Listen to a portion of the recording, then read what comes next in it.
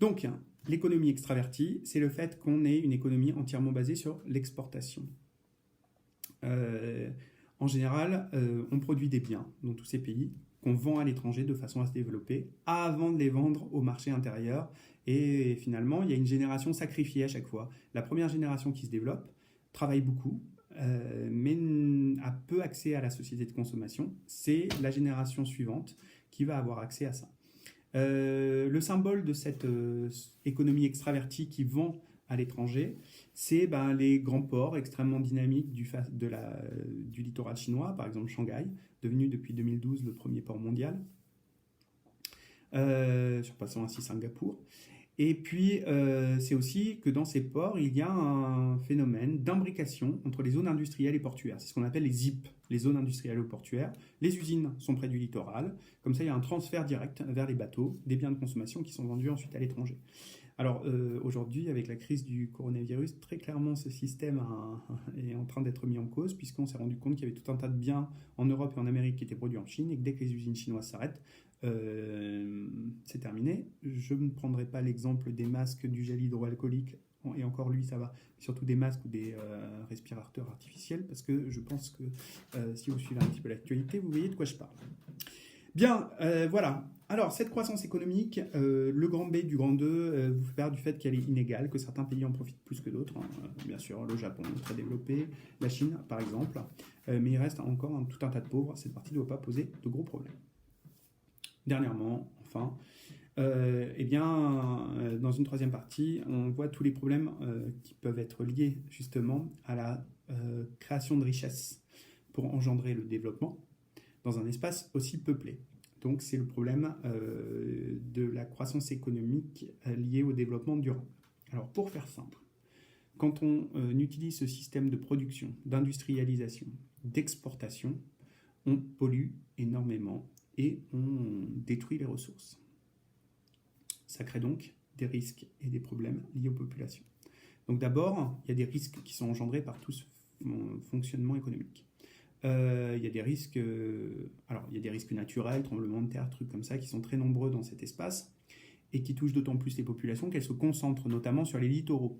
C'est ainsi que quand le tsunami en 2011 a touché les côtes japonaises, alors que c'est l'endroit du pays où il y a la plus forte concentration de population, ça a été un drame gigantesque. 20 000 personnes sont mortes lors de ce problème-là. Et il y a eu la centrale de Fukushima, 11 mars 2011, qui a été touchée avec un accident nucléaire majeur, une zone contaminée qui est toujours inaccessible, des radiations sur le long terme.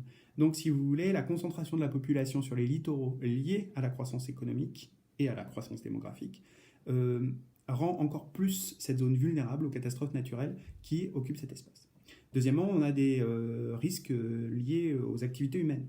Et aujourd'hui, par exemple, en pleine épidémie de coronavirus, on s'est rendu compte que la Chine, qui s'est calfeutrée pendant 2 mois, a du coup beaucoup moins pollué.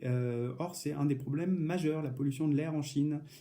S'ils ont beaucoup de masques respiratoires, les Chinois, ça tombe bien dans cette situation, c'était aussi lié au fait qu'ils sont obligés de gérer les particules qui sont constamment en suspension dans l'air. Il y a une pollution de l'air qui est encore plus importante qu'en Europe ou en Amérique du Nord. On estime qu'il y a un tiers de l'année à Pékin où on ne voit pas le soleil à cause de la pollution atmosphérique, ce qui est absolument incroyable. Et donc on a vu là dans les 2 derniers mois la disparition de la pollution atmosphérique à cause du confinement. C'est assez incroyable, mais vous allez voir, il est déjà en train de se passer la même chose en Île-de-France et dans le reste de l'Europe, très clairement. Donc on a des problèmes, si vous voulez, liés aux activités industrielles, au rejet des usines, et qui créent des problèmes sanitaires majeurs, parce que les problèmes de pneumonie, de bronchite, etc. sont extrêmement courants en Asie. Chine, Japon sont extrêmement touchés par ça, et puis la forte population aussi, la promiscuité fait que les maladies et les épidémies se développent plus rapidement. Vous voyez là aussi ce que je veux dire, je pense. Donc tout ça, ce sont des risques qui sont liés à la forte population et aux activités humaines. Deuxièmement, il y a aussi des problèmes liés à la gestion des ressources. Notre mode de développement crée des problèmes majeurs de gestion des ressources, puisqu'on détruit en Asie du Sud-Est les forêts, on exploite toutes les ressources premières, le charbon, le pétrole, etc. Et donc on a une disparition de ressources qui ne sont pas renouvelables, plus tout ce qui est pollution de l'eau, des environnements naturels, etc. Donc se pose la question de comment on va faire d'ici 10, 15, 20 ans, 50 ans pour continuer à se développer. Clairement, il y a un problème de modèle de développement, et pourtant, le souci est qu'on ne peut pas dénier à ces gens-là qui se développent d'avoir accès au même mode de développement qu'ont eu les Européens et les Américains au 19e siècle avec la révolution industrielle.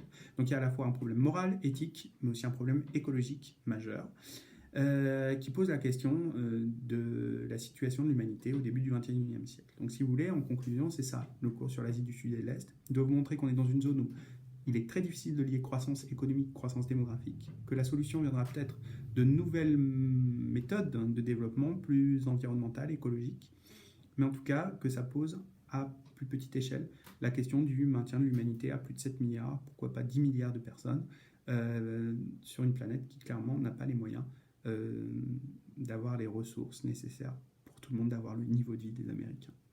Voilà, écoutez, j'espère que ces 2 petites vidéos, puisque j'ai été obligé de couper en 2 à cause du temps, pour télécharger ensuite sur YouTube, vous auront éclairé. La prochaine, c'est le cours sur Chine-Japon, qui terminera ce groupe de 3 cours sur l'Asie. À bientôt les TES.